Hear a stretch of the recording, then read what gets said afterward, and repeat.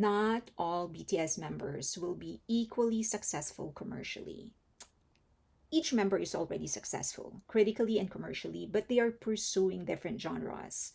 Some genres are naturally more attractive to the general public. Indie and jazz, for example, aren't as popular as pop. So it's natural for some members to sell more and also get more streams. Some people argue that each member should be equally successful if armies support each member equally. But that's just like saying that there is nobody else who's going to discover their work. And obviously, there are new fans that are becoming fans of just one member or several members. And then there's the general public. They simply like the song, so they continue playing it, but are not necessarily die-hard fans of a member or several members. Again, that goes back to the size of the captive market. Some genres have a larger market. So while all BTS members have already proven they are both critical and commercial powerhouses, we can't expect all of them to have the same numbers. All of Jungkook's self-composed and self-produced songs are superior than any of the golden tracks in lyricism and in technical merits. Magic Shop, for example, that song doesn't strictly adhere to the typical pop song structure of verse, chorus, bridge. Instead, it takes listeners through an emotional journey, blending smooth transitions between sections. It also features dynamic changes between soft, melodic sections and more rhythm driven parts, which makes the song feel more like a vow or poetry than an actual song. The song isn't strictly divided into sections. Instead, Jungkook actually concentrated on creating a flow throughout the song. This mirrors what the lyrics are trying to communicate, a journey through the different emotions. This is inspired by the book Into the Magic Shop. The song uses psychodrama techniques metaphorically, which is reflected in its structure. The song's structure allows for a narrative flow. It is not just a song, but an actual experience. Film Out is another example. It uses a 4x4 time signature. The regular timing gives the song a familiar and soothing structure while allowing space for dynamic vocal phrasing. But the time signature actually goes in contrast with the arrangement. The beat and the melody change constantly, with additional layers of strings, percussions, and synths building into a powerful crescendo, creating emotional peaks and valleys. All the songs in his Golden album, of course, were good, and it was intentionally created for a different purpose, one that he actually achieved. But these songs follow a more Western pop type of structure. Each had a simple flow and simple structure and simple lyrics. Of course, that makes the song more relatable to more people. And given that Jungkook's goal was to become a global pop star, it's safe to say he knew exactly what he was doing. And he executed perfectly. Like Crazy is superior than Who, technically and in lyricism. First, let's look at the lyrics and how Jimin was actually constantly progressing the narrative through the lyrics. In the first verse, he sets up the story. The girl wanted him to stay.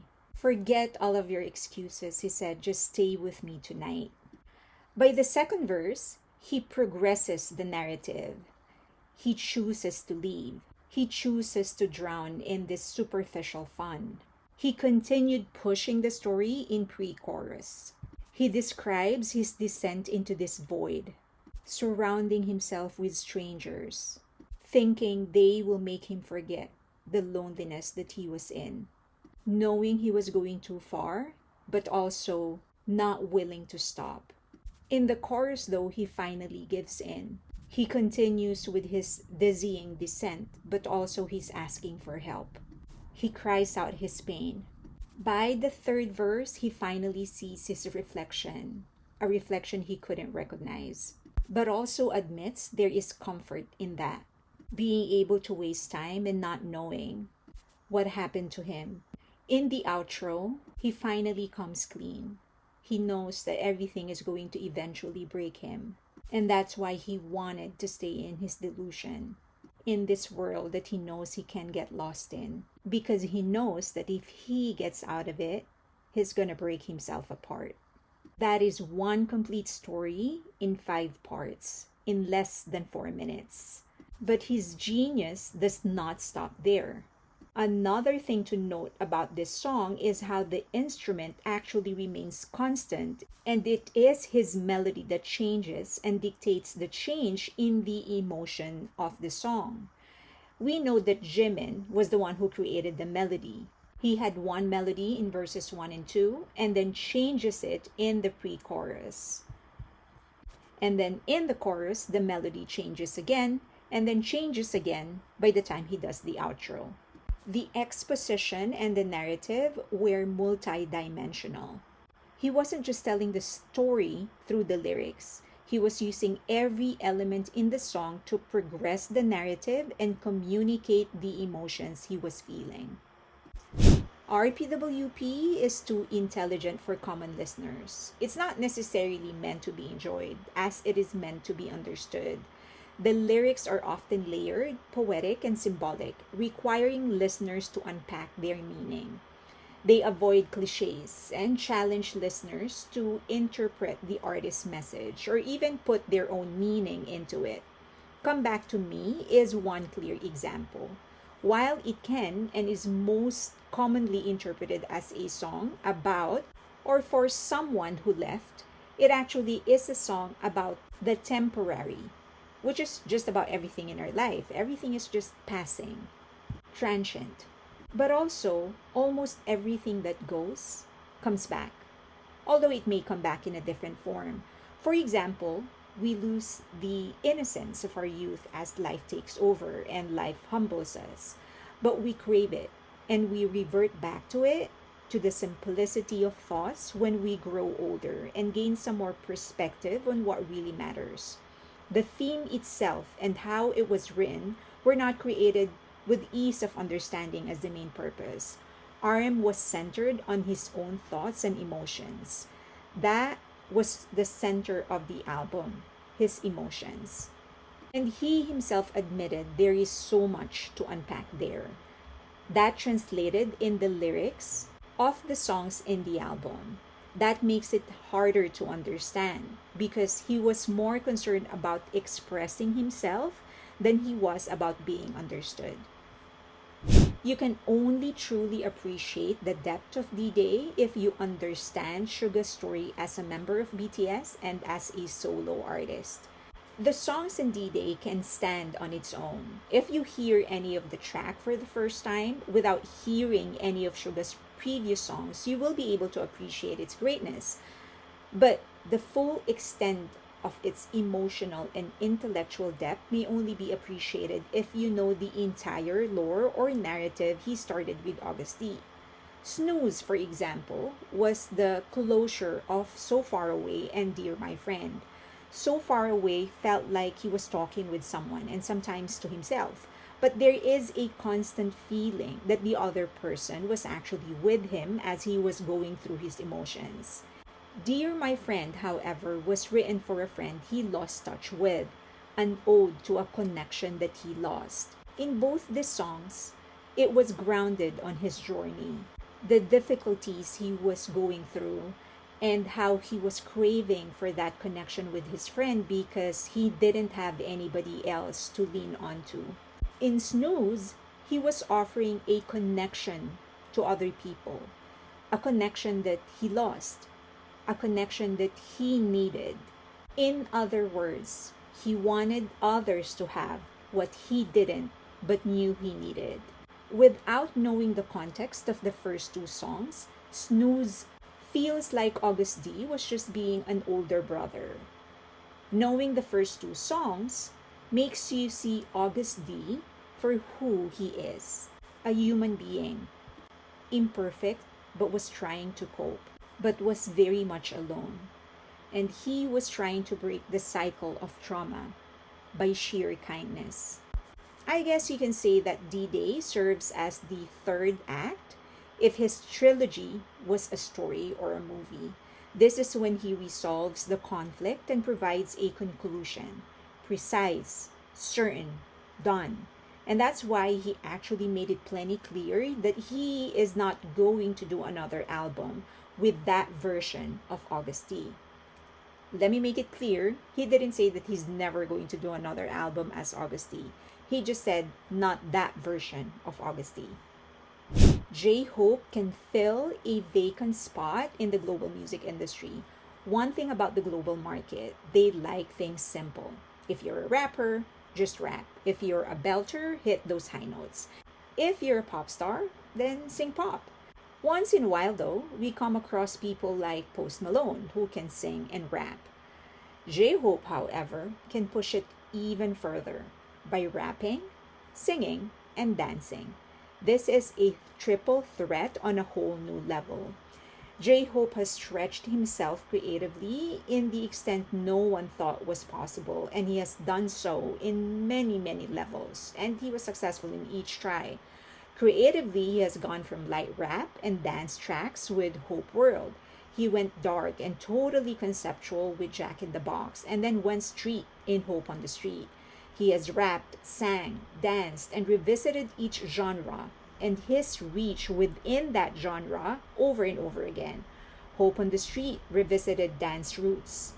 Jack in the Box revisited his origins as a rapper. This thing showed that he can actually conquer that vacant spot, one that rarely has been conquered by anybody. A triple threat. He can sing, dance, and rap. V should have been marketed differently as a jazz artist. I am aware that each member decided on their own promotion and who to work with. That's why this is just an opinion piece. I do think V's layover should have been classified as jazz and should have been promoted to the jazz audience and the jazz community, at least after they promoted it to the general public. I wish there were remixes with established jazz artists. I also wish that he played in jazz venues like the Blue Note and the Village Vanguard in New York. There's a certain elite tonality you only hear from real jazz singers, and V has that. I think that if he actually gives it a try, he would be able to quickly establish himself in that niche. Again, I understand he didn't have a lot of time given that he had to enlist, but I am selfishly wishing that he would have the chance to establish himself in the jazz community once he is done with his military enlistment. Jin's vocals, it's underutilized. I get what Jin was trying to accomplish in his first album, and he accomplished it well. He wanted songs that would link him to armies. He wasn't really out there to try and impress. He wanted connection, and he got that done. It's just that he has such a wide range as a vocalist, that I was half expecting he was going to push it further. I've always seen him to be as versatile vocally as Freddie Mercury in terms of range, and I half expected he was going to take it there. So I hope in his succeeding albums he gets to experiment more and try different things so that we and he can fully appreciate just how beautiful and versatile his voice is. Just like everyone else, Big Hit and each BTS member don't get everything right. Much as they have been in the industry as BTS for more than a decade, I think this phase in their career is still a learning process. It's one thing to have a full team that has been with you for a long time to help the entire group, but their solo ventures have been initiated and decided by each member. I think there were things they wanted to do but didn't, things they did but realized they shouldn't have, and things they should have done but didn't. Take Suga's concert, for example. He admitted that in hindsight, he should have agreed to do a stadium tour. I think the same thing goes for Big Hit. They're all still learning the kind of artists BTS members want to become as solo artists, and just learning how to market them properly and handle them properly in a bigger stage. Just like BTS, who went back to number one as artists, Big Hit had to go back to number one to get to know BTS members and their respective markets. Let's remember that no one in Korea has done what Big Hit is doing and what BTS solo projects have been able to do. So, yes, as fans, we're going to feel that there are so many shortcomings because we always want the best for them. But I honestly believe that the members and the company are still in a learning phase when it comes to their solo ventures. BTS's independence and values are both their strength and weakness. It would have been so much easier if they signed with a US label, but it will also most likely take away at least a part of their control over their own creatives. Because now they have to cater to the greater majority or the general public of the West. With a US label, radio spins, playlisting, and ads will be a given. As we can see, they are doing it with many of the artists that are signed under them. Imagine how much more they can achieve if they had all of that. But then it could also veer away from their organic success or the total control that they have right now. So, yes, it's a double edged sword. Partnering with a Western label will come with all of the baggages that is just a part of the industry. Without a US label, you control 100% of everything that you do, but you lose the connections, networks, and influences that a US label can provide. Ever since BTS members started releasing solo projects, they've been developing or appealing to different types of market. And soon enough, they are, well, not soon enough, because they're already starting to build a fandom that's totally detached from K-pop fandoms or from armies. These are just people who just like their music for what they are. And as they continue and as they progress as solo artists, that segment is going to become stronger and stronger and it's going to be larger. They may be people that have never heard of K-pop or certainly not just interested in K-pop, or maybe their fan culture is different. The way that they support their artists are different. I'm not sure, but I do know that they are starting to really develop a fan base that's totally detached from armies and from K-pop. And that is going to grow stronger and larger as they continue releasing solo projects. What is your unpopular opinion? Let me know. I'm interested in hearing them. I One of the things that I value about our Patreon community is that people are actually able to express their unpopular opinion without getting lambasted or canceled or castigated or criticized. For as long as they express it respectfully, you're all good. So I want to extend that kind of culture in my YouTube channel as well. So please feel free, whatever unpopular opinion you have about BTS's solo careers or solo releases, we want to hear about it for as long as you're saying it respectfully. All right, please like the video, subscribe, and hit that notification button. And of course, the most important of all, please share the video. Share it to your social media, to your friends. Also, follow me on X or on Twitter and on Patreon. As I've mentioned earlier, it's a great community. We're not just talking about BTS there, we're also talking about Asian movies, music, history, culture, and sometimes we just have fun.